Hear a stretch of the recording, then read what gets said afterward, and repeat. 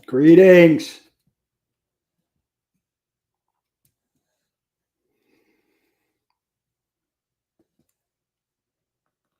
Did we make it on Facebook or no? Having a little trouble, camera trouble.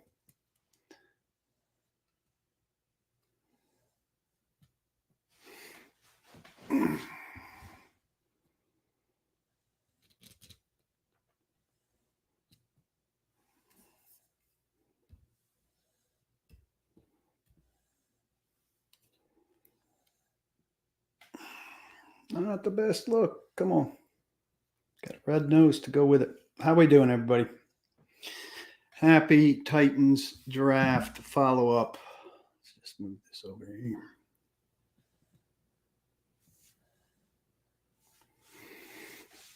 Get rid of this page here.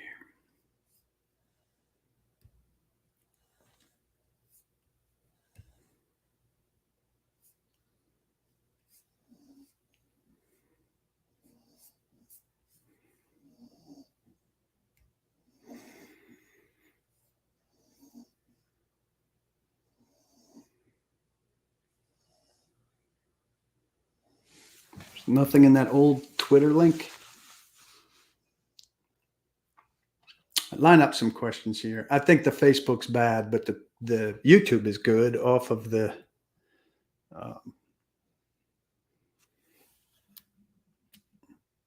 Facebook is broke. My camera's broken and I couldn't get it to work.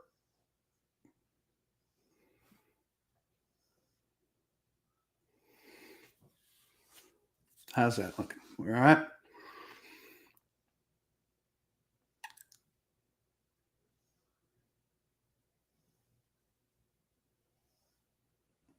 The link in the text was wrong. That's a problem.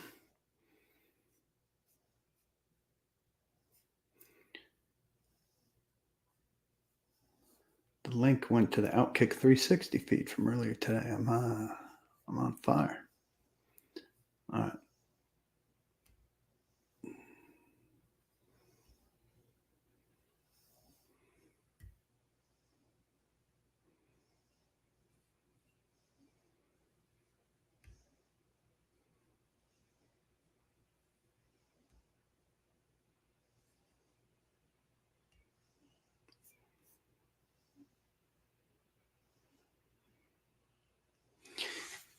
You feel it's a must to tackle and both receivers drafted have to play well out of the gate. The other can develop. Well, I'm not sure that the tackle's going to be in the lineup. I'm really not, which, speaks to their course of development.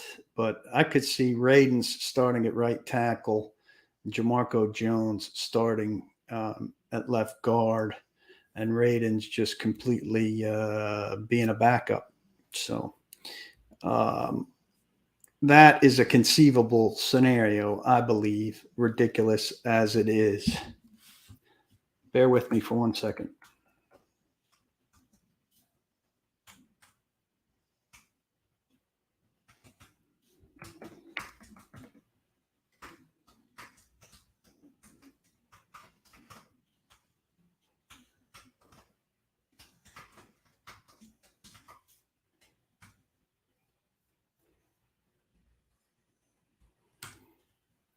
I guess I'm going to the Apple store soon to get this camera issue fixed.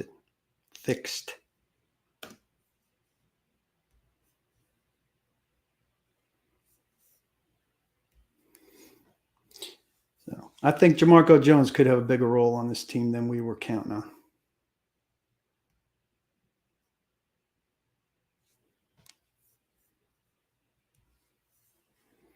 Which I know would thrill you. It would thrill me. It's not the way this thing should be operating.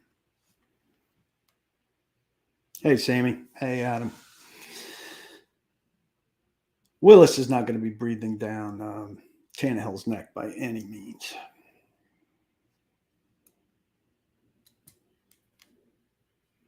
This year.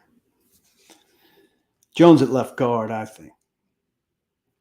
O-line 5, day one. I think I would predict right now Lewan, Jones, Jones, Davis, Radens, sorry, and then Petit Frere competing with Radens.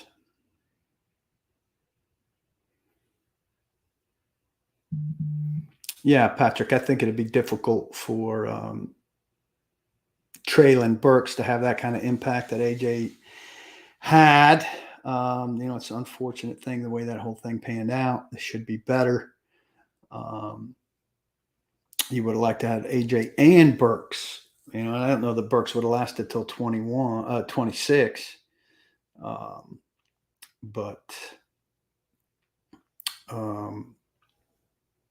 The idea was to come out to go get a third receiver. Now the third receiver is Phillips, but the second receiver is also a rookie, and you get a lot younger. And I don't know that you can count on dynamic playmaking from a rookie receiver right out of the gate. Now, if he's Justin Jefferson, you can, but what are the odds he's Justin Jefferson? What are the odds this is Stephon Diggs and Justin Jefferson? If it is, I mean, that's fantastic. But I don't know. What's up, Merk? You enjoy the soccer game yesterday? I was at the soccer game yesterday. I was in 205. Enjoyed it. More about the atmosphere in the stadium and stuff than the soccer. Because I'm just a EPL and Chelsea snob now, but it was fun. I like Chig. I like the measurables, the speed in particular. It's more so than the size, but I like what they did at tight end a lot. I wrote that this morning. I think between Hooper and Chig now with Swain in a more natural role, that's a significant upgrade. And they went from something like 9.9 yards per catch for tight ends 2 years ago with Jonnu in the mix to 8.2. That's a pretty significant drop off. They need to be more dynamic out of that position. Do I think Will Fuller's a legitimate option to pick up? I mean, why do you want a guy that's hurt all the time?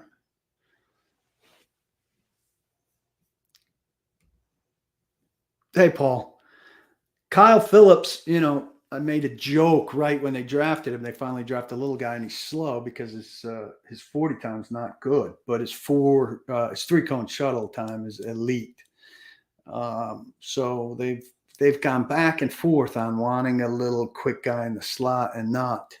So Humphrey's experience scared them. And now they've come back from that to Phillips, who looks like he's an awfully compelling slot receiver. How quickly does he come along is the question. And is he able to stay healthy? Not based on his health history, though he's coming off some kind of shoulder, I think, but based on, the propensity for little guys to get hurt in there where they take a pounding. So he's got to have a knack for avoiding hits as well as a knack for the first down marker. Intriguing guy. Look, if we give an overall assessment here, and we're looking at the list, there's the list, right? And you've got 1, 2, 3, 4, 5, 6, 7, 8, 9 guys, right? It's a nice looking class. How many of those guys are starting on opening day? 1, Burks, maybe Petit Frere, though I'm not convinced. Maybe 2. It's not immediate help. Now, how many have a role? Haskins has a role. Chig has a role. Phillips has a role. McCreary maybe has a role. But, do you have a new offensive lineman? Maybe. Do you have a new starting wide receiver? I'm not counting Burks. Burks offsets Brown. Do you have a new starting offensive wide receiver in your top 3? I hope Kyle Phillips is that. 5th rounder, though. So I don't know. I think it's more long-term draft than short-term. Where are the Titans' weakest and strongest positionally? Tyler wants to know. Let's see here, Tyler. I mean, I think offensive line has some question marks for sure. I think it's a good run blocking group, depending on how they slot the two positions that are questions. But I don't know about pass protection group, so I think there's some question marks there. Um, some question marks at quarterback with ball security issues and leadership, and postseason production certainly. Wide receiver, you got some question marks because you're awfully young there all of a sudden. Strongest, that defensive front four is awfully good at rushing the passer without help.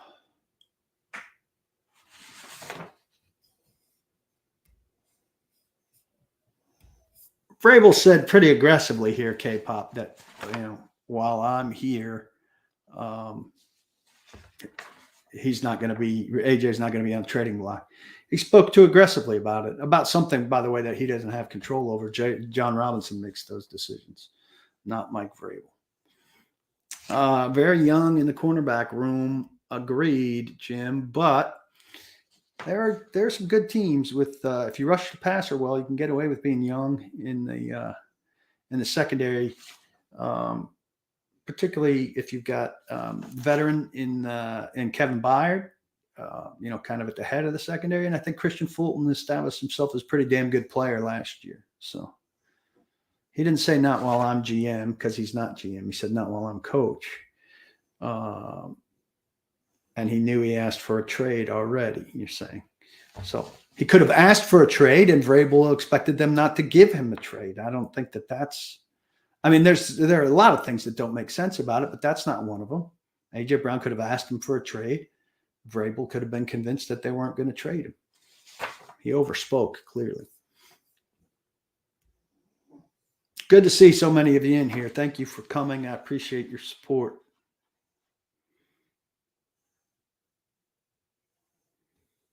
Yeah, it's a defensive football team, Ben, for sure. Yeah, the defense, barring injury, Adam, I agree, is going to be really good. Though barring injury is a key phrase. And, you lose the wrong guy and you got problems. Byard, Simmons. One of the outside rushers, though they survived pretty well without Dupree for a decent amount of games last year, and a decent amount of games without him being himself.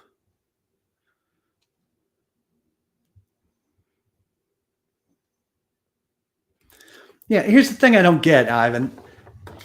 Why can't the Titans force A.J. Brown's hand?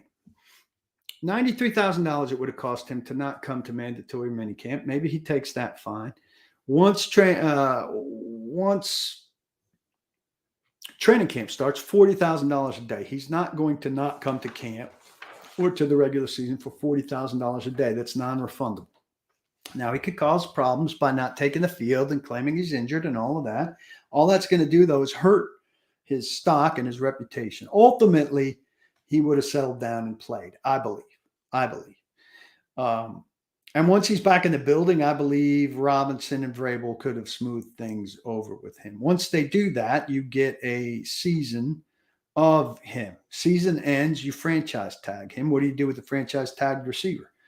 Well, you're not going to get what the Packers got for Davante Adams, but you're in a strong position to trade him for, why not, what you just got for him or something close to it, provided he has another good year. And I would presume he has a better year than last year, gets 1,000 yards or whatever. That's what I would have liked to have seen them do. I don't like for a player to dictate all of this stuff. I don't like for a 2-year player who overperformed his contract for sure to turn a 4-year contract into a 3-year contract.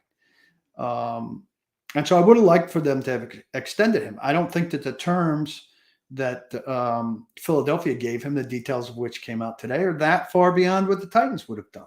He said he would have stayed for 22. His average was under 22 in a 5-year deal that kind of revised this year. and gave him something like 21, 22 signing bonus. And so I don't. I think the Titans could have forced the issue, and I think the Titans could have stayed in the mix with AJ Brown, had him this year. I understand they're tight against the cap and the difficulties and all of that, but if we go to Spotrac and go look at the new contract, which I'm sure is out, in terms of cap numbers, I bet you his first year cap number isn't too bad. And we'll see it right here. And his first year cap number is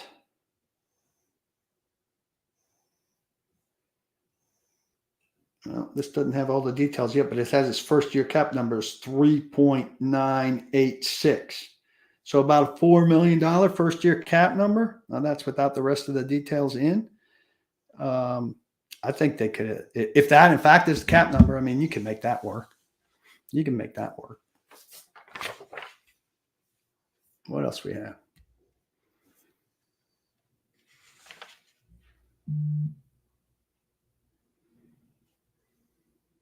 You think the defense got better in the draft, Ben? I mean, McCreary gives them depth at corner. Burks is offense. Petit Frere is offense. Willis is offense. Haskins is offense. Chig is offense. Phillips is offense.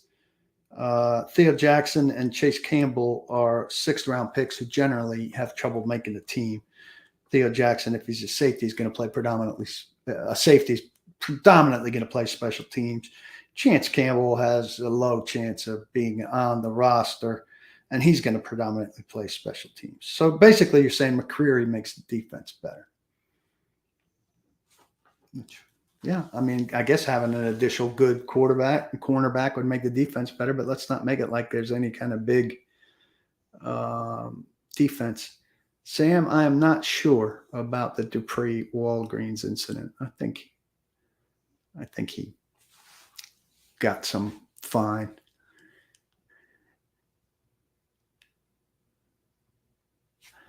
Yeah, I mean, I think there's a little bit much being made about AJ's injury history, Patrick. I mean, this last year wasn't great, but he played well when he played.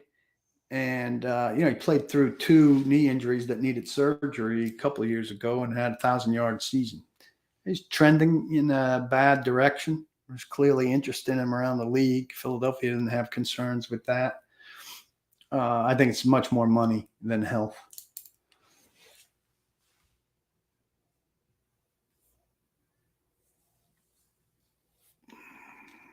Well, Ivan, if McCreary's playing starting week 1, if you're starting in nickel, who's he playing over if Farley's healthy? You got him playing over Farley, you got him playing over Molden. Either way, he's playing over a first rounder or he's playing over a third rounder who've only been picked a year ago.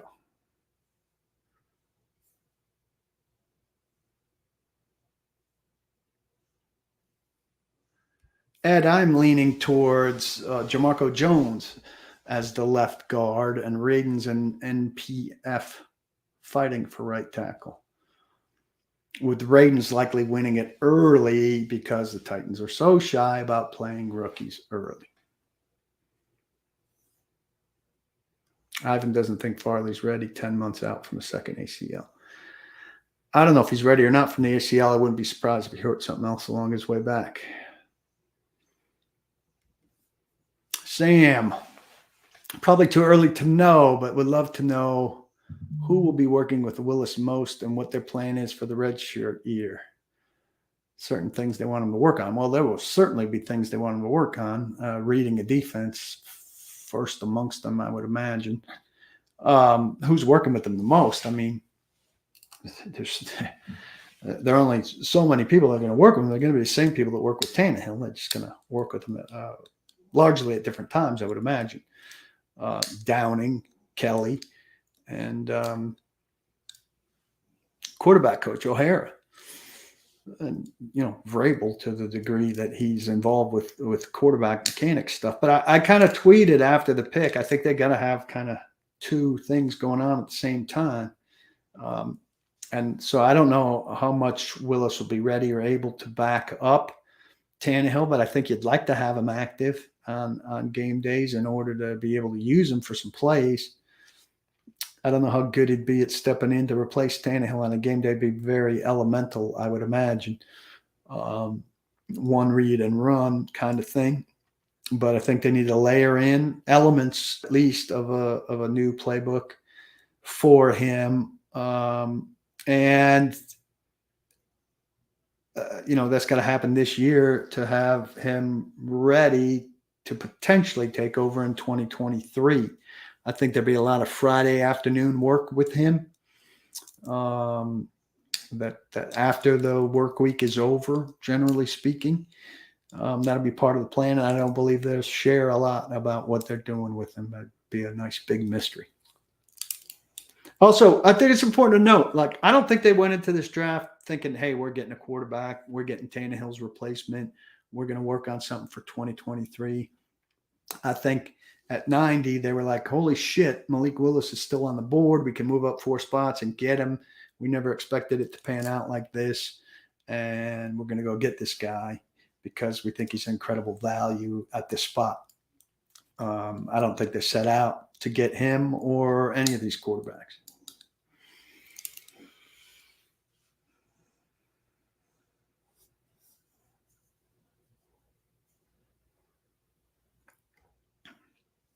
I mean, you can only avoid agents so much, Tyler. And Tory Dandy's getting a little bit too much credit here, and Jimmy Sexton's not getting enough. Ethan, yes, Jim Schwartz is on the coaching staff. Adam, you can set out to carry 3 quarterbacks, but sometimes the weekly roster won't allow it.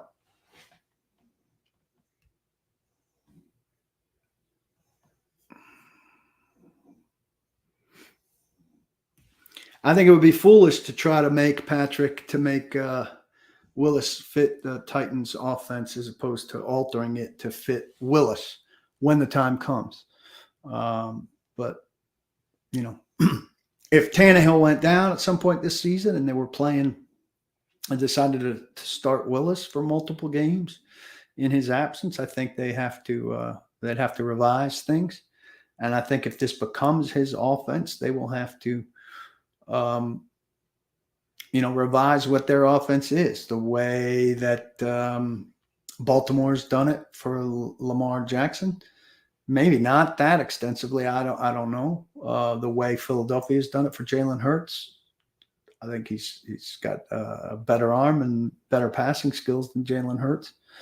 And this, I didn't see him play a ton. I watched some stuff from Liberty, but I think that's a key to him having a chance at success in the league. Playing to his strengths, which aren't necessarily Ryan Tannehill's strengths. Yeah, Jim, I think, revamping tight end is partly because Tim Kelly's more of a 2 tight end guy. And now they're perhaps ill-equipped to run as much 3 tight because 2 of their top 3 tights are rookies.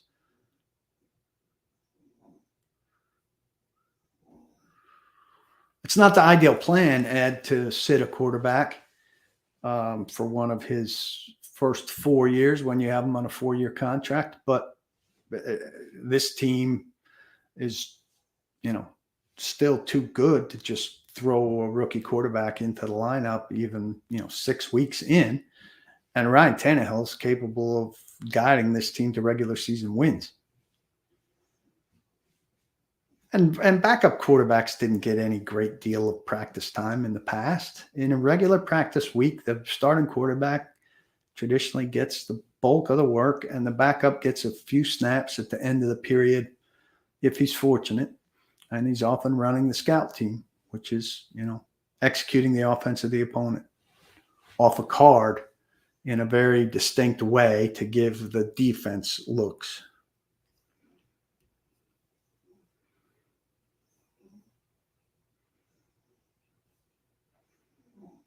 I mean, they put a decent amount of work into quarterbacks. I think they might have had Ritter and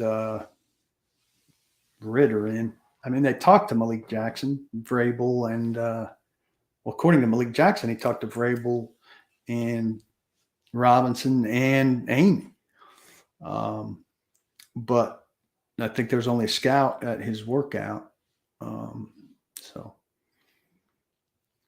the perception out there was that they were, looking at quarterbacks. But if they were looking at quarterbacks, I still don't. The way they reacted and the way they talked about Willis was a surprise that they were in position to take him where they got him. And, if they really wanted one, I think they would have taken one earlier. Oh, I have no idea about his toughness compared to McNair, but Ethan, I think it's a mistake to compare him to McNair.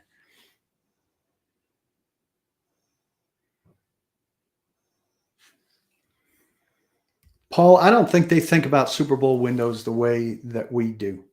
I think they can go win every year. I think they think that this year they're not that different of a team from last year, though they're certainly different without A.J. Brown, and they tend to be arrogant in terms of their ability to replace people. Now, last year, some of that arrogance was warranted because they replaced people like crazy. But A.J. Brown's dynamic ability to make big plays to set them up for big things is not the same as, putting Tommy Hudson in a lineup or, finding Naquan Jones and things like that. Now, they did have a couple games with no wide receivers last year as well and made do with Cody Hollister and the like, but things were much more difficult. With A.J. Brown, they were a much more dynamic offense and things were easier than without him. And, I don't know how quickly you get that from Traylon Burks.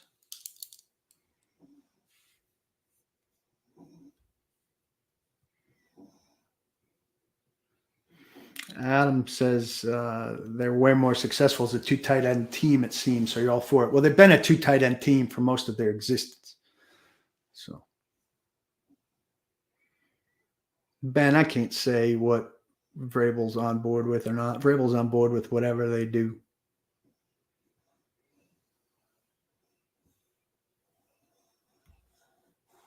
I mean, Sam, if they're both healthy, Burks and Woods should play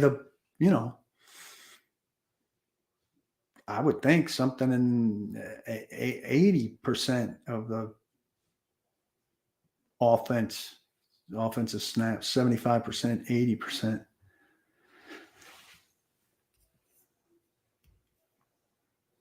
Ed, I think Burks is absolutely their guy if they were getting rid of AJ, for sure. I don't know if they're keeping AJ. Maybe they would have gone for somebody a little bit different stylistically. I think not. I think they like that kind of receiver. Certainly haven't invested in smaller speed guys early in drafts during Robinson's regime. Taywan Taylor, the only one, a third rounder early who busted. And they don't seem to like small and fast. Even the small guy they drafted here, and Kyle Phillips, has 3-cone quickness, fast speed. But, his straight ahead time is not good.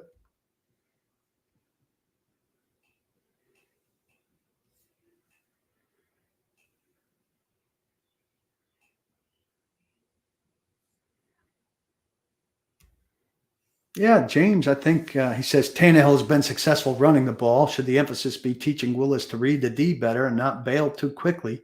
Basically to read and run like Tannehill's done at his best. I mean, I don't think Tannehill's a read and run quarterback. I think Tannehill's a read quarterback who can run, and you can design some things for him to run. But, I think that's what you want a quarterback to do, is be a thrower first. Now, Willis is, a better runner, a super dynamic runner. He's going to run more, but you can only run so much before you're asking for punishment.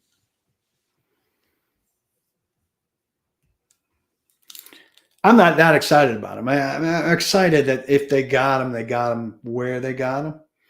But I'm not confident that he's going to reach his ceiling.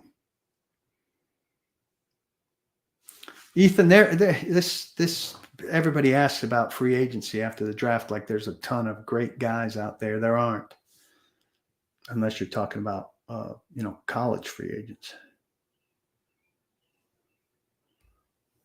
Ed asks if we're overrating, Titans fans overrate AJ based on past history with awful wide receiver performances. No. I mean, his first 3 years were very good looked at as a package, not just for Titans, for receivers, league-wide. And then you look at the Titans' history of not being able to draft receivers, and you should be worried.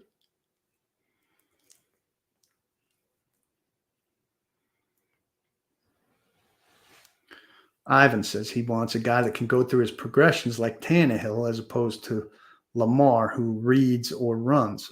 I agree with that entirely.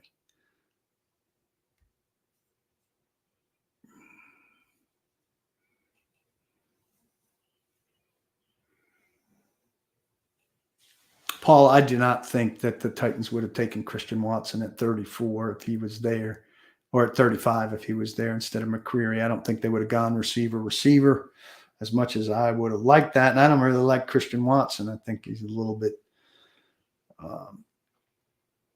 raw, a little bit soft, and I don't want to go back to Dakota after your guy Radens. Eric Flowers. I mean, Eric Flowers sucks, and Will Flowers hurt all the time. You getting excited about those guys, Ethan? T.Y. Hilton. I mean, they're trying to get younger, and you guys are bringing old and banged up guys. OBJ's not going to be ready until November. Jarvis Landry, old.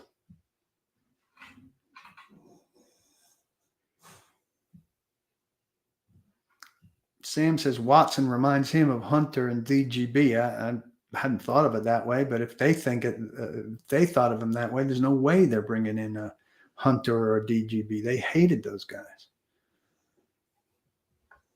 Flowers is very unsexy, Sam says, but so are Jones and Radens. Well, they already have Jones and Radens. What do they go get another guy like that for?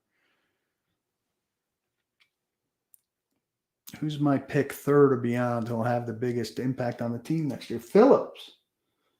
Well, Phillips or Chig. I mean, I think Chig, will get, if he develops, plenty of time in a rotation. But I think Phillips should be a first down, regular first down guy, and that's important. Those two. But if I was picking one, I think I'd say Phillips.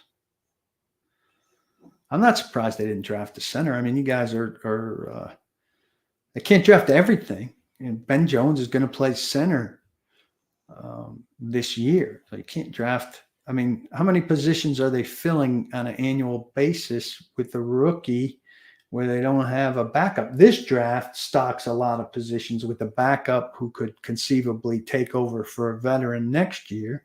Center didn't happen to be one of them, but traditionally they haven't been doing that. How many guys have left and not been a replacement? Jonnu Smith left and there wasn't a replacement on the team. Corey Davis left and there wasn't a replacement on the team.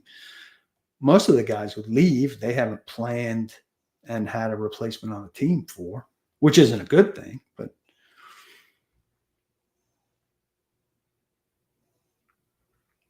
I don't know who else is going to be the punt returner, Sam, besides Phillips. But they don't give a shit about punt returns, best I can tell. I mean, they're coached by a guy who says that he doesn't judge kick returns by yardage. And Craig Aukerman. So I think as long as Craig Aukerman's here, you shouldn't get your hopes up about special teams.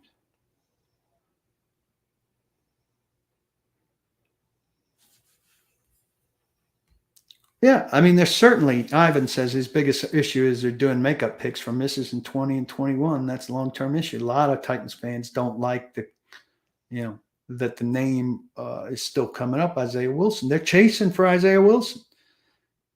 I mean, if they hit on Isaiah Wilson, then there is no Dylan Radins, and then there is no Petit Frere. If they hit on Dylan Radins, there is no Petit Frere. So, that's 3 picks for 1 spot that they haven't figured out yet. That's shit. That's a horse shit way to operate.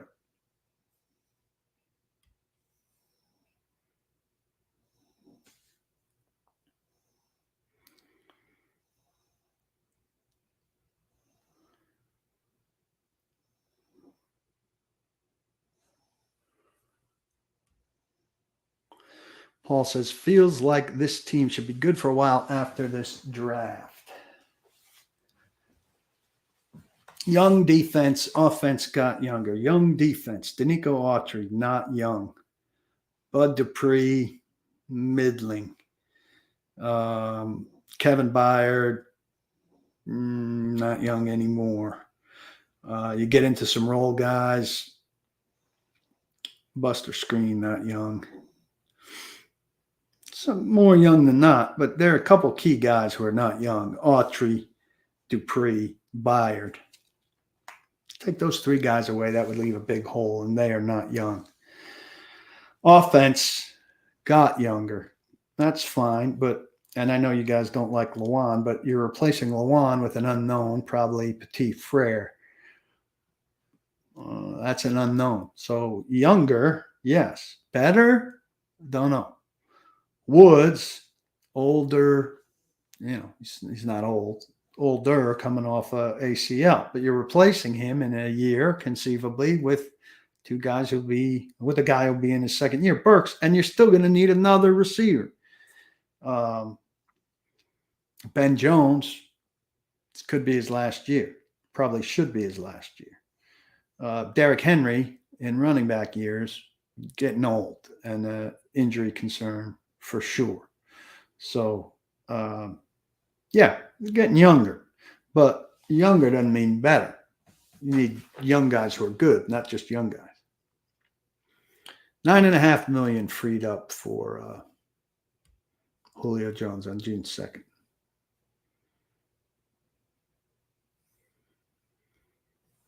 Did they get better around Tannehill? I mean, I think Phillips and Chig and Burks are all, promising players around him, but you take away AJ. So slightly better than a wash, maybe? I don't know. Got to see him out there.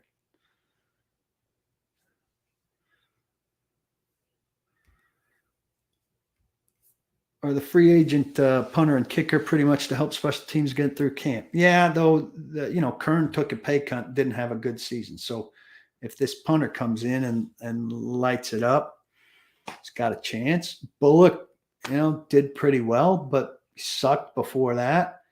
And so, if he sucks in training camp and this guy comes in and is great, he's got a better chance of unseating the incumbent kicker than anybody in recent memory. Sam, I think, there are a lot of possibilities for Crookshank's role. Moore, who they signed from Houston, McCready, Theo Jackson could be a game-to-game role now. I wouldn't think that they wouldn't re-sign Hooker because of the cap. It's not like Hooker's going to break the bank or anything. So, in the mix. He's also a sixth round pick, and he might not make the team.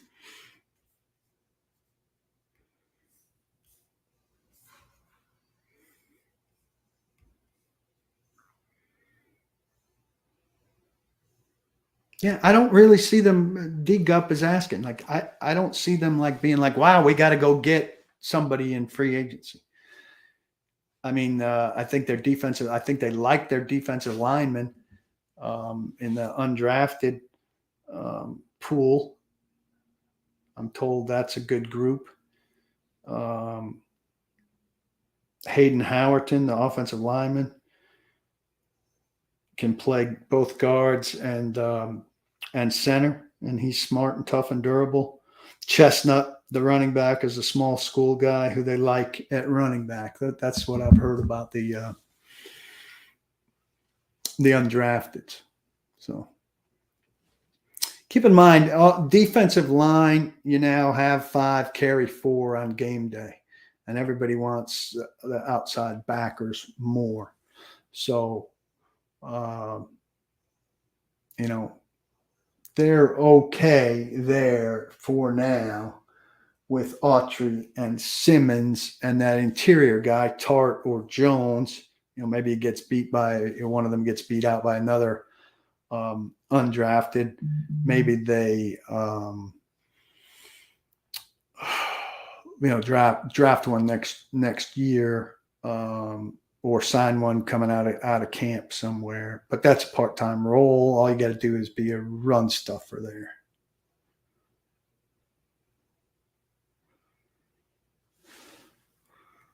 Plus Hooper's a good addition. So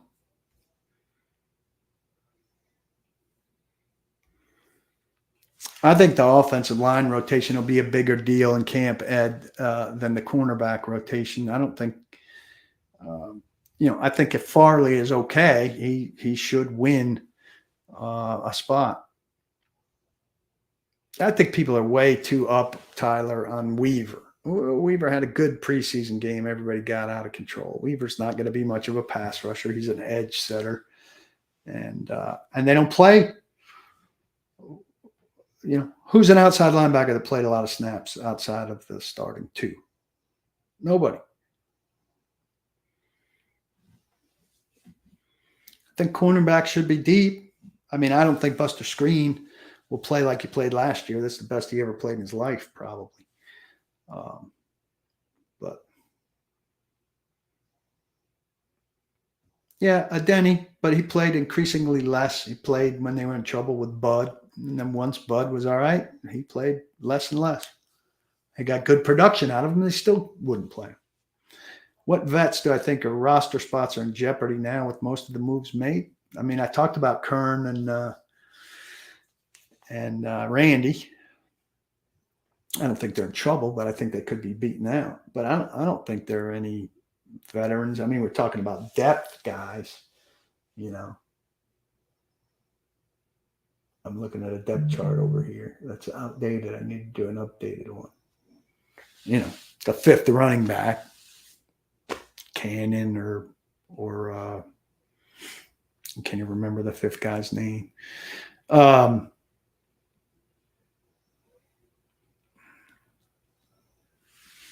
Well, Sam asks, what kind of year would Tannehill have to secure one more year? I think he'd have to have a good year.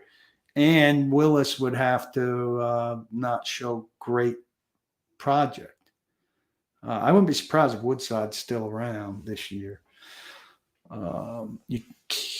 Keeping 3 on the 53 is one thing. Keeping 3 on the 48 is another thing. We'll see. It's all about what Willis does to give them confidence that they can go forward with him. So don't know about that. We're going to have to see. But I think they like Tannehill more than we like Tannehill. I'll say that. I know there's a lot of soft rebuild talk going on, but I also think when they say, hey, we can trade A.J. Brown and believe that they can win without him, that's saying, we think we have a quarterback who's good enough to win without him on a run-centric, defensive-centric team. Problem with Tannehill is a contract.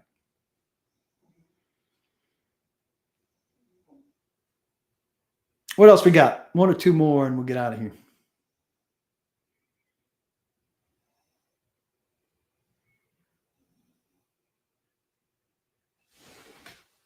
I came unplugged. That's why. There's a problem there.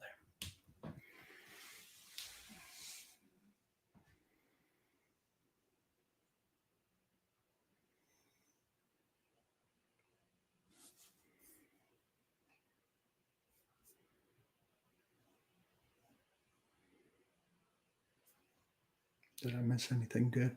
Edge depth feels thin. Yeah, I agree. A Denny. is third, and Weaver. It's actually not bad considering how infrequently they will play those guys. And if somebody gets hurt, they won't do it. So let's circle back to that question about are they better or worse on offense? Because I did leave out Hooper. So add Hooper, Okonkwo, Phillips, and Burks, and subtract A.J. Brown. Which side of that do you like? Brown is A. Burks, Hooper, Chig, and Phillips are B. Vote. A is Brown. The rookies plus Hooper are B.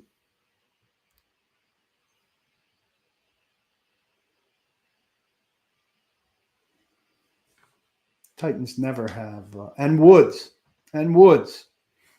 Sorry.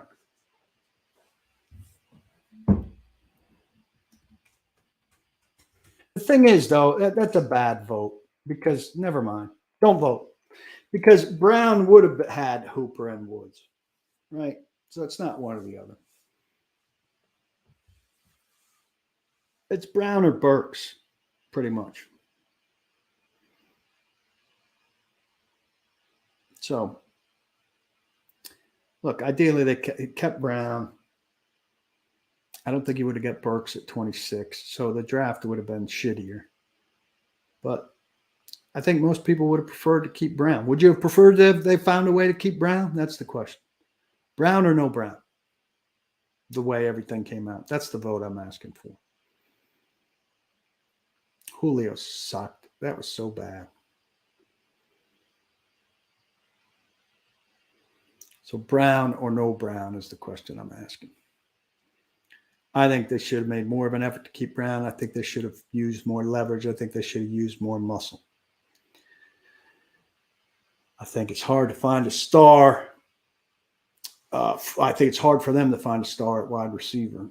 And I think people are finding stars at wide receiver, but I think it's hard to count on it. And I don't know they would have found one at 26. I think, 6 were going to be gone.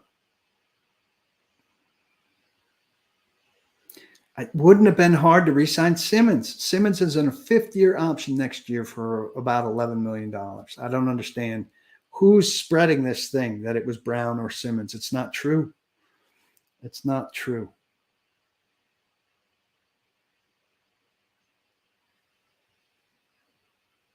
Could have gotten Brown and Simmons both done in time. I don't understand why you can't risk a guy sitting out either. He can't sit out. Is he going to pay $40,000 a day when he's making $4 million a year? How long's training camp? About 21 days? A month, really, right? Let's call it 30 days that he would have had to be around.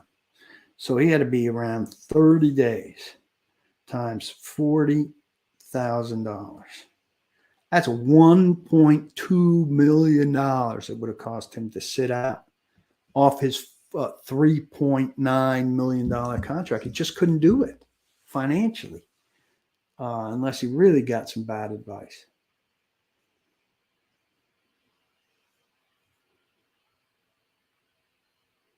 And I don't understand why you're making it a Simmons and Landry or Brown.